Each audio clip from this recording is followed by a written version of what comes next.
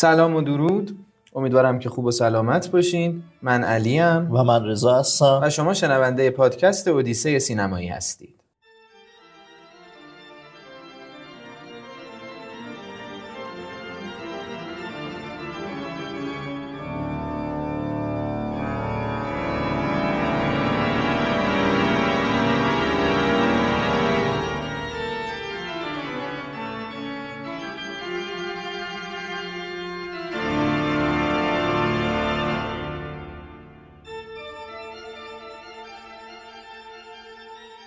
خب خیلی خوشحالم که دوباره فرصت دیگه ای دست داد که بتونیم با هم صحبت بکنیم و یک اپیزود دیگر رو داشته باشیم. بهت خوش آمد میگم رضا. سلام عرض میکنم خدمت مخاطبین عزیز پادکست اودیسه سینمایی. من هم خیلی خوشحالم اینجا. امیدوارم که اپیزود خوبی باشه. فیلم هایی که معرفی میکنیم رو مخاطبین ببینن و لذت ببرن.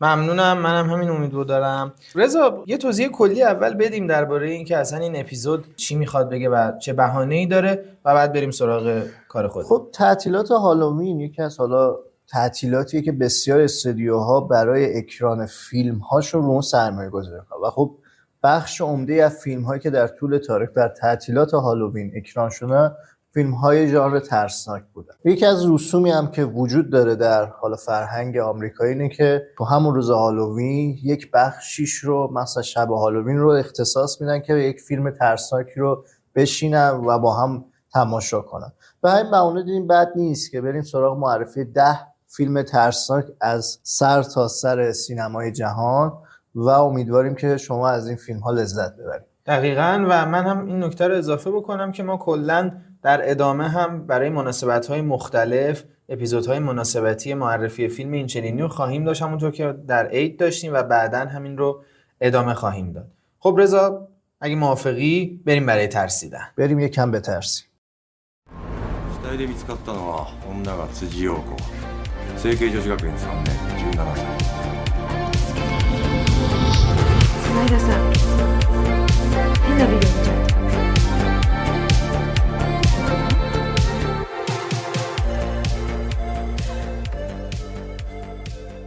حلقه اثر سال 1998 به کارگردانی هیدو ناکاتا. این فیلم بر اساس رمانی به همین نام به نویسندگی کوجی سوزوکی ساخته شده است. رینگ هولوش یک ایده اصلی میچرخد. نوار ویدیویی در این دنیا هست که وقتی آن را تماشا میکنید دیری نمیپاید که شما را به کام مرگ میکشد. ریکو آساکاوا و همسر سابقش ریوجی در مورد مرگ مرموز و نابهنگام خواهرزاده آساکاوا کنجکاو هستند و در سراسر ژاپن در تعقیب روحی هستند که 7 روز پس از تماشای نوار VHS شما را میکشد. هیچ کس نمیداند نوار از کجا آمده یا چگونه این اتفاق میافتد، اما این موضوع زمانی برای ریکو و ریوجی اهمیت مییابد که پسر خود آنها هم این نوار را مشاهده میکنه. به صورت کلی رینگ یا حالا به فارسی حلقه یک ویژگی مهم داره که بعضا در فیلم‌های سینمای آسیا مخصوصا در ژانر ترسناک مشاهده نمیشه. بعضی از فیلم‌های ژانر ترسناک در سینمای آسیا دچار یک هالیوودگرایی و نزدیک شدن به سینمای هالیوود به صورت تصنعی داره، در حالی که رینگ به معنای واقعی کلمه یک فیلم ترسناک کاملا ژاپنی، قاب‌های مخصوص خودشو داره، نوع کشته شدن افراد به صورت انحصاری و مانند سینمای ژاپنه و وقتی این فیلم رو داری مشاهده میکنی واقعا فکر میکنی با یک اثر خاص و اثر جدید و متفاوت از سینمای هالیوود مواجه شد. در این فیلم همون جوری که صحنه‌های بیمارگونه و قتل و زجرآور و ترسناک وجود داره، در کنار صحنه‌های چشم‌نواز و قاب‌های جذابی وجود داره که اتفاقا به اثرگذاری اون صحنه‌های دلخراش می‌افزاید. اگر دنبال این هستین که به گفته برخی ترسناک‌ترین فیلم سینمای ژاپن رو مشاهده کنید، به هیچ وجه رینگ رو از دست ندید. They're coming to get you, Barbara. Civil defense authorities have told newsmen that murder victims show evidence of having been partially devoured by their murderers. Why don't you just keep calm? And he grabbed me!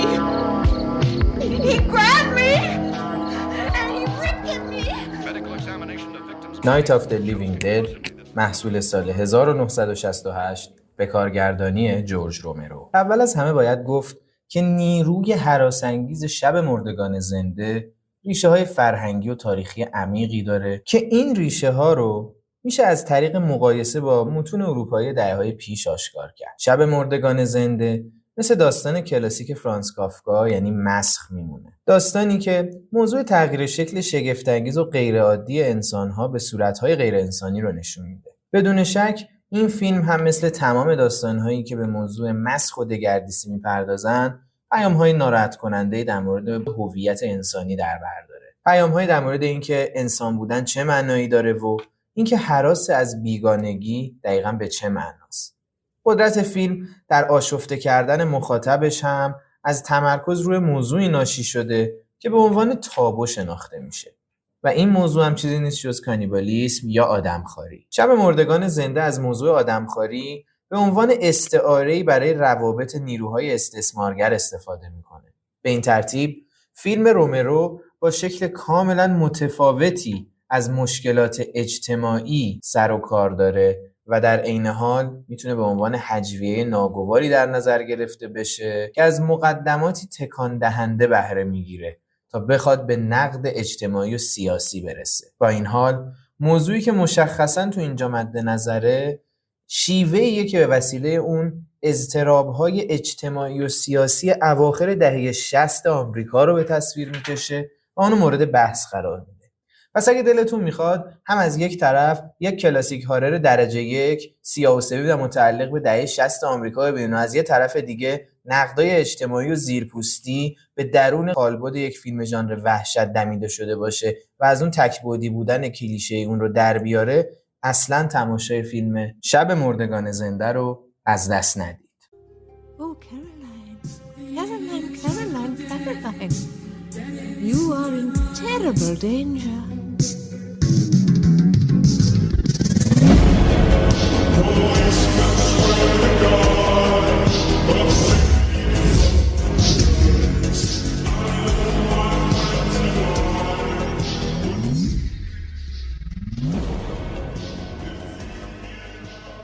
کورالی اثر سال 2009 به کارگردانی هنری سلیک. خب سومین فیلم لیست ما یک انیمیشن استاپ موشنه.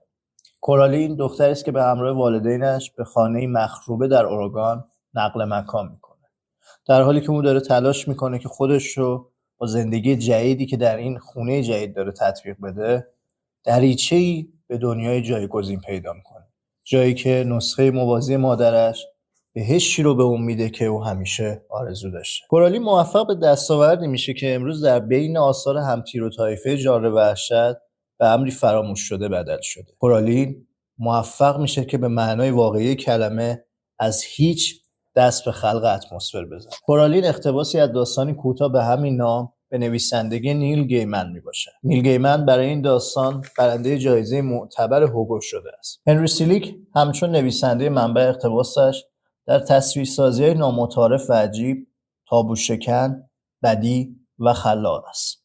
نتیجتاً اقتباس سلیک از رمان گیمن چیزی بین کمدی گروتسک و وحشت گوتیک می‌شود که موفق به توسعه ماجراجویی خود به سواحل دوردست داستان‌سرایی می‌شود که برای دوستداران ژانر لذت بکری ایجاد می‌کند. در آخر اگه فکر می‌کنین که یه انیمیشن استاپ موشن نمیتونه شما رو بترسونه، کورالین رو ببینید تا دیگه جرئت نکنید همچی فکری بکنید.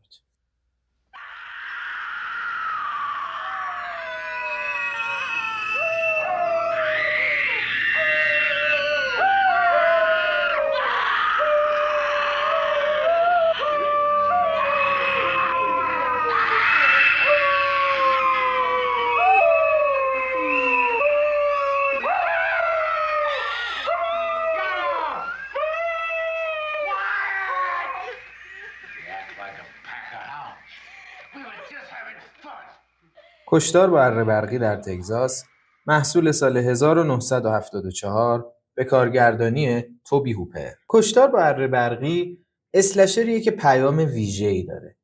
پیامش هم اینه که اگه آمریکا به همین سرعت صنعتی سازی بشه، آدمایی که شغلشون قصابیه شاید از روی بیکاری به ذبح کردن آدما روی بیارن. کشتار با اره برقی نزول خانواده هسته‌ای رو در فرهنگ آمریکا به تصویر میکشه.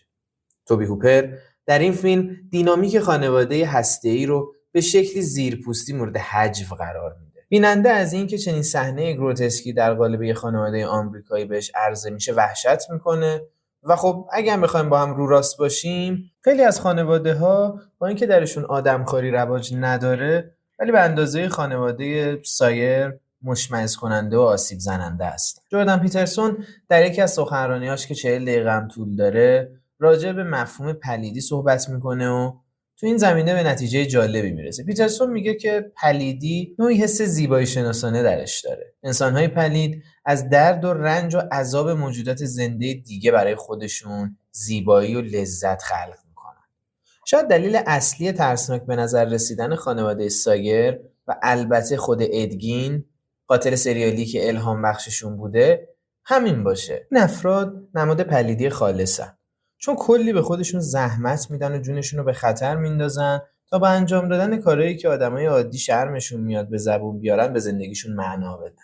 پلیدی جزو معدود چیزاییه که در برابر اون کاری نمیشه کرد و شاید فقط بشه جلوشون پرچم سفید تسلیم شدن رو بالا بیاریم یا ازشون فرار کنیم. برای همین فیلمی که این مفهوم رو این چنین ظرافتمندانه نمایش میده، فیلمیه که قطعاً ارزش دیدن داره. جای کشتار با اره برقی در تگزاس در تالار مشاهیر فیلم‌های وحشت محفوظه. کشتار با اره برقی فیلمی بود که میشه گفت روی بسیاری از فیلم‌های وحشت بعد از خودش تأثیر گذاشت و هنوز هم که هنوزه به عنوان یکی از کالت کلاسیک‌های ژانر شناخته میشه.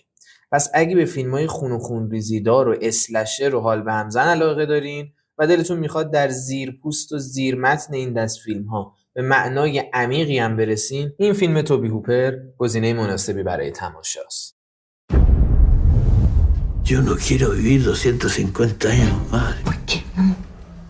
Porque me trataron de ladrón. A un soldado se le puede decir que es un asesino, pero no que es un ladrón. Pero robaste, ¿o no? Yo vine para acá porque dijeron que iban a repartir plata. Eso te lo dije yo para convencerte, imbécil. ¿Y entonces no van a repartir nada? Buenas tardes. ¡Buenas tardes, general! También es verdad que yo he cometido errores. Errores de contabilidad. Papá, esta es la contadora que nos va a ayudar. الکنده اثر سال 2023 به کارگردانی پابلو لارین. چه می شود که در یک فیلم ترسناکترین هیولاهای دنیای خودمون، یعنی دیکتاتورها رو در قالب خوناشما ببینیم. الکنده این تصور رو برای ما به محضر ظهور میرسونه. دهمین اثر پابلو لارین یک کمدی سیاه سیاسی بی‌نظیره. در این فیلم به تماشای دنیای آلترناتیوی میشینیم که در آن آگوستو پینوشه، دیکتاتور ظالم شیلی، مرگ خودش رو جعل کرده و در قالب یک خوناشام هنوز به خونخواری خودش ادامه میده. تو این فیلم به عوامل مختلفی پرداخته میشه: عقب ماندگی کلیسا و جامعه و همچنین فساد شدید در خانواده سلطنتی باعث ظهور یک دیکتاتور میشه. لارین هیچ امید کاذبی درباره ریشه‌کن کردن ایدئولوژی‌هایی که اجازه وقوع و ماندگاری امثال پینوشه رو دادن ارائه نمیده. در عوض او هشدار میده که شر هرگز واقعا از بین نمیره، بلکه فقط رنگ عوض میکنه تا ذهن‌های جدید رو مسموم کنه و دیکتاتورهای جدیدی رو بر سر مردم نازل کنه. الکنده رو باید مردم عادی ببینن تا دیگه هیچ وقت اسیر دیکتاتورها نشن. اگر این فیلم رو دیدید و ازش لذت بردید و دنبال یه تحلیل و نقد خوب ازش بودید، برگردید تو صفحه پادکست و تحلیل و بررسی این فیلم رو که از دوست عزیزم علی منتشر شده رو حتما گوش کنید. I think you're making a mistake. I think you really want to talk to me. Sorry, I have 3 other interviews to do before this party's over. Yeah, but they're not working on something that'll change the world as we know it. They say they are. Yeah, but they're lying. There is a limit, even to the imagination. Human teleportation, molecular decimation, breakdown, and reformation is inherently purging. Where our greatest creations meet our deepest fears. Something went wrong, Seth. دفلا محصول سال 1986 به کارگردانی دیوید کراننبرگ. اگه بخوام 3 تا فیلم ناب بادی هارر نام ببرم، قطعاً مگس، این جواهر صیقلی کراننبرگ، یکی از اونا خواهد. کراننبرگ با استفاده از وحشت بدن پلی میزنه بین مفاهیم انتزاعی و بنیادینی مثل عشق، زوال، انسانیت، توحش، بیرحمی و شهوت. فیلم خلوتیه که با زبان تصویر و فضاسازی مبهوتمون میکنه. مگس المپیک ایده هاست. اون چه که مخاطب قرن 21 رو تا انتها پای این فیلم دهه 80 نگه میداره، قدرت ایده پردازی و مهمتر از اون تصویرگری قصه است. اما چرا برای ما جذابه؟ چون موضوع دستگاه تلپورت و اون تکنولوژی اصالت نداره. چرا که نمایش به مراتب مدرن‌تری از اون رو تو سینما دیدیم. مسئله اینه که این تکنولوژی به عنوان تمی ضمنی قرار نمایانگر رنگ باختن مؤلفه‌های سازنده انسان بودن انسان باشه. قرار تجلی آز و طمعی باشه برای این فقدان. بعداً در سینمای کراننبرگ نمودی معنوی داره. اتفاقاً اون بدن و جسم فیزیکی رو به عنوان مؤلفه اصلی انسان بودن جا میزنه. در پروسه دگردیسی به مگس، کاراکتر کماکان ادراک انسانی داره. هوش داره، با کامپیوترهاش کار میکنه و از تغییر خودآگاهه. اما دیگه اونو انسان نمیپنداری. علتش هم اینه که کراننبرگ میخواد بگه تمام این تفکر، قدرت تعقل بدون ظرف خودش که جسم باشه هیچی نیست. اگه دلتون میخواد یه بادی هارر درخشان ببینین و همزمان هم با تماشای اضمحلال فیزیکی و صحنه‌های چندشاور اون بعد تاریک روحتون ارضا بشه، اصلاً در دیدن بادی هارر درخشان دیوید کراننبرگ تعلل نکنید. گفتم با کی حرف میزدی؟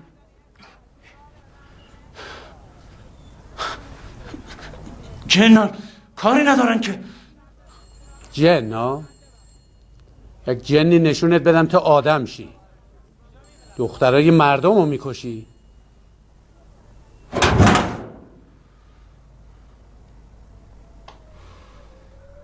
خوابگاه دختران اثر سال 1384 به کارگردانی محمد حسین لطیفی. محمد حسین لطیفی، ایرج طهماسب، باران کسری، مجید صالحی، نگار جواهریان، آیا اینا میتونن سازنده ها و عوامل یک فیلم ترسناک خوب باشن؟ و اصلا سینما ایران فیلم ترسناک خوب داره؟ جواب هر دو سوال شما بله است. خوابگاه دختران یکی از بهترین فیلم های ترسناک ساخته شده در سینمای ایرانه. دو دوست به بازیگری باران کسری و نگار جواهریان بعد از اینکه در کنکور در دانشگاه خارج از تهران قبول میشن، با جنگ و جدالی که با خانواده‌شون دارن بالاخره میتونن اونا رو راضی کنن که به این دانشگاه برن. اما این تازه آغاز ماجراه. بعد از اینکه به خوابگاه خودشون میرن، داستان‌های عجیب میشنون. از یک قاتل که یک جورهای شکارچی نوعروسان اون شهر. فیلم از جایی که در دل کشور خودمون ساخته شده و حال و هواش و محیطش برای ما آشناه و همچنین پایه و اساسش داستان‌های ترسناک و حالا شاید خرافات و شاید تو ذهن بعضی واقعیت‌هایی که توی دل جامعه‌مون هست و میشنویم، از این لحاظ بسیار اثرگذاره. خوابگاه دختران در زمان اکرانش بسیار سر و صدا کرد. صف‌های طولانی، سالن‌های پر و فروش فوق‌العاده. اگر دوست دارید که یک فیلمی با حال و هوای ترسناک ایرانی و یک جورهای چیزی که نزدیک به داستان‌هایی که همیشه توی روستای خانوادگیتون میشنوید، از جن و از اینکه سگ و گربه سیاه نشونگر جنن ببینی، خوابگاه دختران رو از دست ندید. Tommy, Halloween night, it's when people play tricks on each other. It's all make-believe. I think Richie was just trying to scare you. I saw the boogeyman. I saw him outside. There was nobody outside. There was. What do you look like? This 6-year-old child with this blank, pale, emotionless face. Death has come to me. هالووین محصول سال 1978 به کارگردانی جان کارپنتر. خب بالاخره تو این لیست به فیلمی رسیدیم که عنوانش هم کاملا منطبق بر مناسبتیه که به خاطرش اپیزود رو داریم پخش می‌کنیم. خیلی از ما این حس فوبیا رو با خودمون داریم که انگار همیشه میترسیم از اینکه یکی داره تعقیبمون میکنه. اگر همچین ترسی دارید، سراغ تماشای هالووین نرید. جان کارپنتر استاد تمام سینمای وحشته و در هالووین دست به پیوند فرخنده بین تعلیق و پی او وی و نقطه نظر میزنه. کارپنتر پدرخوانده سینمای وحشته و تو این فیلمش هم دائما با رفت و آمد بین پی او وی آنتاگونیست سادیست غیر قابل پیش بینی و کاراکترهای بیخبر از همه چیز تعلیق و وحشت قصهش رو تعمیم میکنه و مخاطب بخت برگشته رو در هراسی بیرحمانه قرار میده. در فیلم از اسلشر بازی‌های خونالود و تابوشکنی که در سینمای پیش و پس از هالووین دیدیم خبری نیست.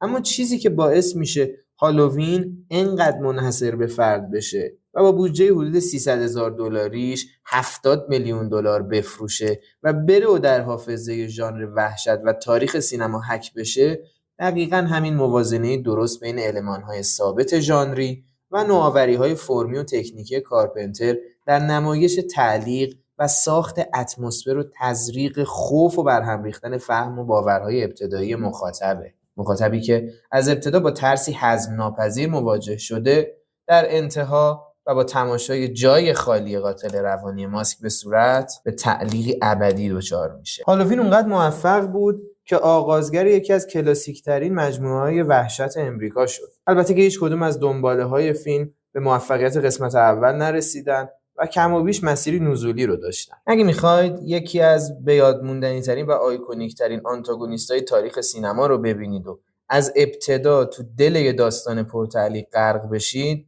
تماشای هالووین میتونه بهتون یادآوری بکنه که چرا سینما رو دوست داریم و چرا کارپنتر استاد تمام سینمای وحشته. Tell me what happened. Don't tell her. Don't tell her. Don't tell her. If I tell her, they'll leave us in peace.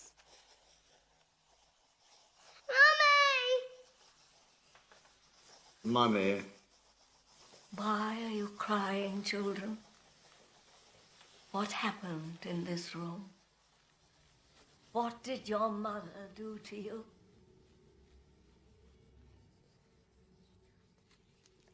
The Others اثر سال 2001 به کارگردانی آلخاندرو آمنآبار. Others یک فیلم هیجان انگیز روانشناختی با حضور نیکول کیدمن است. کیدمن در نقش مادری بیوه که با 2 فرزندش در یک عمارت منزوی زندگی می‌کنند، نقش آفرینی بی‌نظیری دارد. این فیلم به خاطر تنش جوی و داستان‌سرایی تندش که مضامین ترس و از دست دادن رو بررسی می‌کنه، بسیار مورد توجه مخاطبین سینمای وحشت قرار گرفته است. ترس از دست دادن، این شاید مهمترین ترسیه که ما میتونیم توی این فیلم به صورت کامل حسش کنیم. از طرف دیگه اتفاقات و اوجگیری فیلم در نیم ساعت پایانی کاملا اون رو از نظر داستانی و جایگاهی که تو سینمای وحشت داره به سطح بالاتری میبره. دادرز از اون فیلماییه که هر وقت با مخاطبینی که اونو تماشا کردم دربارش صحبت میکنم میگن که فیلمی که 10 بار اگر اونو ببینیم برای ما خسته کننده نیست، چون بار 11 هم ما از اون تویست پایانی که در این فیلم دیدیم لذت میبریم. If it's in a word or it's in a look, you can't get rid of the Babadook. You'll see him if you look.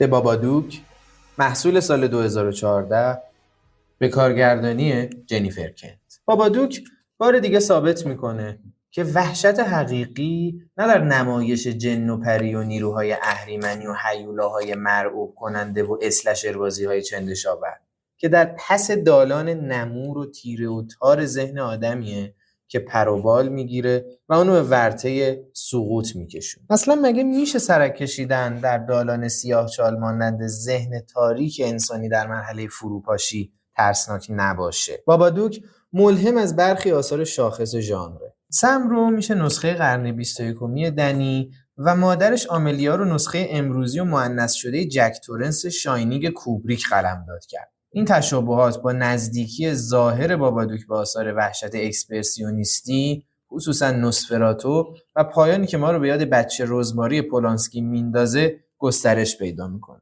پس اگه دلتون میخواد یه اثر متفاوت ژانر وحشت رو ببینید که به جای نمایش مستقیم وحشت روی تصویرسازی و تخیل مخاطب اتکا میکنه و همزمان به آثار درخشان ژانر در تاریخ سینما ارجاع میده، تماشای بابادوک رو از دست ندید. خب رضا، یه خسته نباشید بهت میگم و امیدوارم که مخاطبین ببینن فیلم‌ها رو، چون واقعا فیلماییه که به نظر من دوستداران ژانر وحشت نباید از دستشون بدن و ما سعی کردیم که داخل این لیست دهه‌های مختلفی رو پوشش بدیم. یعنی ما یک فیلم از دهه 60، بعد 70، 80، 90، 2000، 2010 و 2020 از همه این دهه‌ها فیلم داشتیم و امیدوارم که مخاطبین لذتش رو ببرن. از دهه‌های مختلف فیلم داشتیم، از سبک‌های مختلف فیلم داشتیم، مضامین مختلف و مهمتر از اون این فیلم‌ها در کنار اینکه ترسناکن و جوی دارن که احساس دلهره رو توی مخاطب زنده میکنن، فیلم‌های خیلی خوبی هم هستن. دو تا خواهش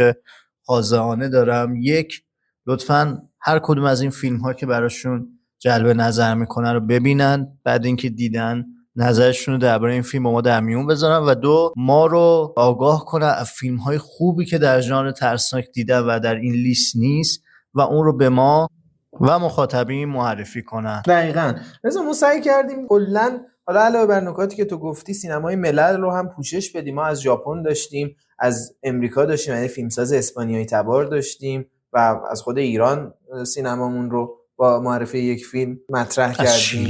از شیلی داشتیم. دقیقاً. کلاً من این رو بگم، حالا به هر حال ما سالهای آینده هم هالووین هایی میان و ما سعی داریم که تعداد قابل توجه فیلم ترسناک رو در قالب این اپیزودهای مناسبتی که هالووین ها میان یا مناسبت های دیگه پوشش بدیم. به خاطر همین خب طبیعتاً ما این محدودیت رو داشتیم که 10 تا فیلم بگیم، برای اینکه حالا هم وقت اپیزود رو بتونیم مدیریت بکنیم و همین که به هر حال گفتگویی هم شکل بگیره و فیلم‌های معرفی بشه. ولی خب به هر حال ما در اپیزودهای آینده هم فیلم‌های مناسبتی رو معرفی خواهیم کرد. شاید نزدیکترین اونها هم معرفی 10 فیلم برتر نوآرمون باشه که خب به عجالت وقتی به ماه نوامبر برسیم به صورت مناسبتی اونها رو هم معرفی خواهیم کرد. خیلی خوشحال شدم رضا از اینکه یک جلسه دیگه، یک اپیزود دیگه هم فرصت شد که با هم گپ بزنیم و خودم که خیلی برام نوستالژی بود، چون خیلی از فیلم‌هایی که مثل آدرز و مثل هالووین باهاشون خاطرات، حالا نمیشه گفت شیرین، خاطرات ترسناک و دلهره آور داشتیم مرور شد برای خودم. بله. و امیدوارم که دوستانی هم که این فیلم‌ها رو ندیدن ببیننشون و این حس ترس و این حس متفاوت رو تجربه بکنن. خیلی ممنونم رضا، خیلی ممنون از همه شما که یک اپیزود دیگه با ما همراه بودید و ما رو شنیدید. رضا صحبت پایانی. من هم خیلی خوشحال شدم که تونستم یه اپیزود دیگه در کنار شما باشم. به زودی با اپیزود دیگه برمیگردیم و امیدواریم با ما همراه باشین. نظرات، انتقادات، پیشنهاداتتون رو با ما در میون بذارید و به قول گفتنی تا درودی دیگر بدرود. مرسی. منم به همین ترتیب این امید رو دارم. خیلی هم تقویم شلوغی داریم، این چند هفته اپیزودهای خوبی رو براتون تدارک دیدیم و قراره که این سفر اودیسه‌وار رو ادامه بدیم. ممنون و متشکرم. تا اپیزود آینده و یک جلسه گپ و گفت دیگه. خدا نگهدار.